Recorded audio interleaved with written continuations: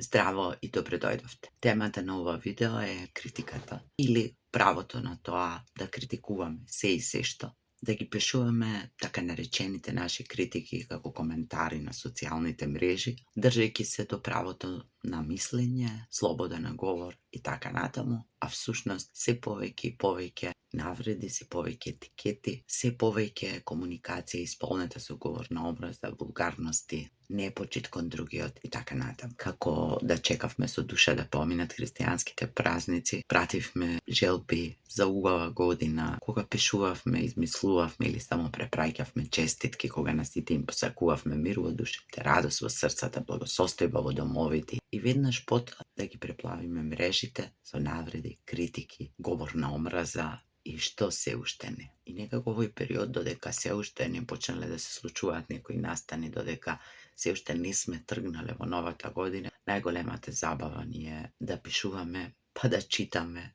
коментари, да ги коментираме другите, да се препираме, да се надмудруваме, да се навредуваме, заборавајќи дека и ние од оваа страна на екранот и тој од другата страна сме само луѓе со своји слабости, мани, правиме грешки, не можеме секому да му се допаднеме и така натаму, и така натаму. Понекогаш, кога ги читаме овие коментари, иако обично се за луѓе кои не ги познаваме, или кога двајца се во конфликт, воопшто не се познаваат, а ако ги читаме коментарите, излегува дека знаат се еден за друг. Тука се сите карактерни особини, диагнози, семејни состојби и така натаму, и ги нема тие желби за подобро утре, туку напротив, навреди, цовки, закани, вулгарности. Можеме да ги најдеме во различни верзии. Мене периодов најмногу ми излегуваа коментарите под слики и видеа на познати и непознати, на јавни и нејавни личности и честите конфликти кога едните се за, а другите против, или и едните и другите го бранат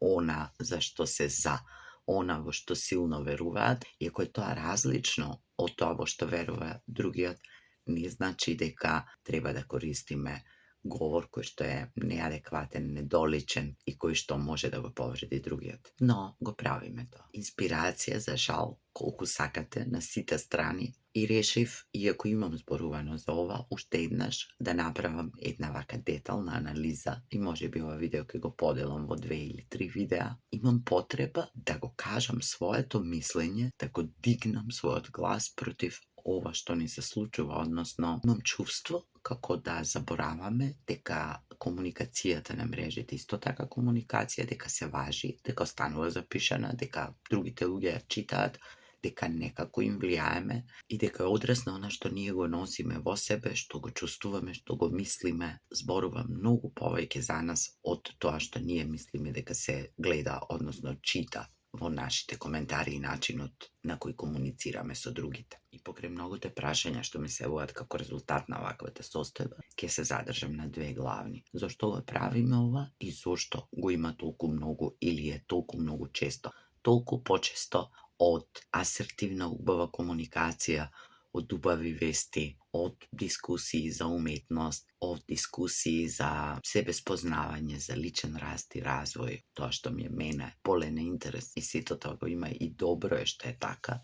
и тоа е она што дава надеж. Меѓутоа, за жал, сето ова другово го има во големи количини и јас чувствував некаква одговорност да го кажам своето мислење, токму заради тоа што ние возрастните имаме таква одговорност, должност, улога да укажеме на тоа, ако ништо друго тогаш за младите генерации кои сакале ние да признаеме или не, сепак на крајот учат од нас. Ќе наведам неколку причини кои што ги издвоив и како прва ќе ја земам потребата да бидеме чуени, да бидеме видени, да имаме влијание, да не сме сами, односно да го искажеме она што не притиска, ни тежи, што е наша фрустрација, наш гнев, наша лутина, срам, нашите стравови, оние наши делови кои што не сме ги прифатили дека и ние ги имаме, ги поседуваме, или она се што во минатото може би сме грешиле, нашите заблуди, се во што сме биле изневерени, она што не прави да се чувствуваме длабоко несреќни и бидејќи не е убаво чувството да се биде несреќен, не е лесно да се носат непријатните емоции. Многу почесто прибегнуваме кон тоа да бидеме лути некому, на нешто, гневни, фрустрирани, а гневот, фрустрациите и лутината треба да излезат од нас, освен ако не ги потиснуваме на крај, пак ќе излезат некако и потоа имаме потреба да се испразниме од нив. И еден од начините, да не речем можеби најпопуларниот периодов, најефтиниот, најбезбедниот е токму ова. Пишување коментари на непознати луѓе на социјалните мрежи и влекување во конфликти и докажување колку сум јас во право, колку сум мудр, колку сум паметен, колку знам, колку сум подобар, повреден, поголем од тебе. Друга причина што влијае на тоа да го има во толку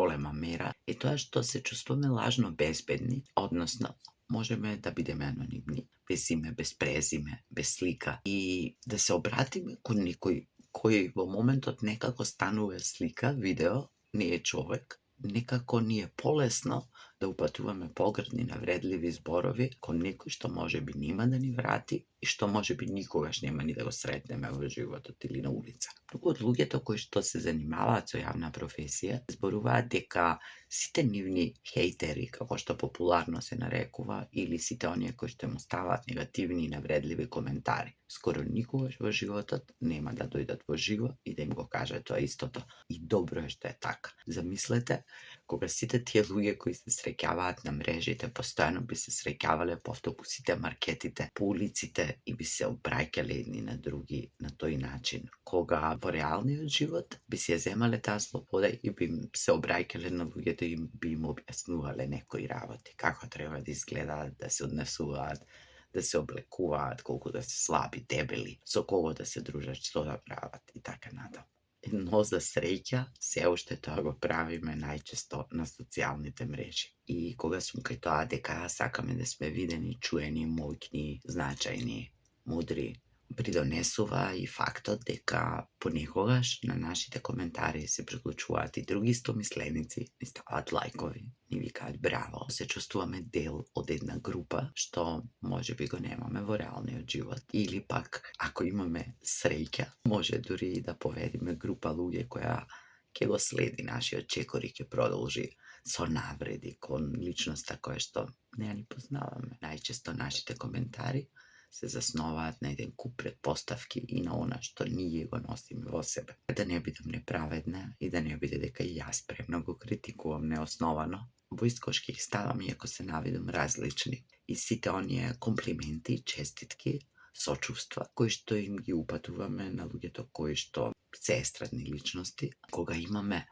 таа слобода, бидејќи нели ние ги познаваме, ги гледаме на мрежите, на телевизија, честитаме роден дени, даваме комплименти, им се обраќаме толку присно, толку лично, како на комшиката или како на другарката од средно. И претпоставувам, веруваме дека тој наш комплимент, таа наша честитка, тој наш израз на сочувство многу ќе значи на таа личност. Сето тоа е во ред, меѓутоа пак и тука се крие потребата да се биде виден, да се биде чуен, да се биде дел од групата. Иако во 90% од случаите, како што реков и претходно, не верувам дека ако таа личност ја сретнеме на улица, исто така ќе се обратиме, исто така ќе дадеме комплимент, како да ги знаеме цел живот и да создаваме некоја блискост која што ја нема. Тоа е поминување на границите, одраз на тоа дека немаме ние здрави граници, особено кога им правиме кретеници од имињата, а лиле и сузе немаат појма дека ние постоиме. Ќе не заборават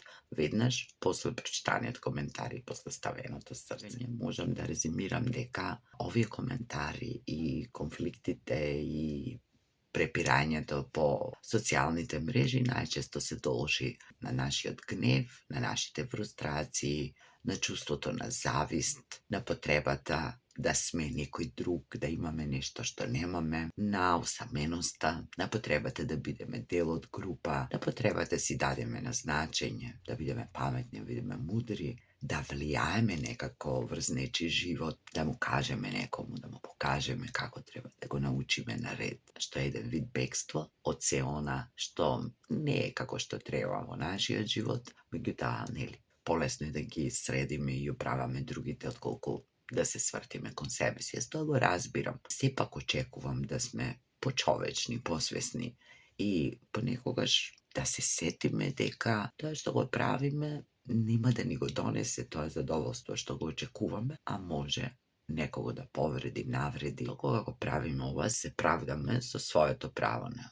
критичко мислење, право на мислење, слобода на говор и така натаму. Тенки се многу тие граници. Нешто во што јас верувам е дека моето право не треба да го повредува правото на другиот. И ако моето право го повредува правото на другиот, тоа што не е право, туку е тоа што е повредување, навредување, влегување во туѓа територија, таму каде што не е местото, преминување туѓи граници и така натаму. А слободата исто како и правата, слободата е одговорност, односно мојата слобода не треба да ја загрозува твојата слобода. Понекогаш тоа можам да го правам несвесно, меѓутоа ако другиот ми укаже, ако продолжам да го правам тоа не значи дека сум силна, туку може да значи многу други работи, меѓутоа во никој случај не дека јас сум силна, непобедлива, моќна, паметна и така натаму.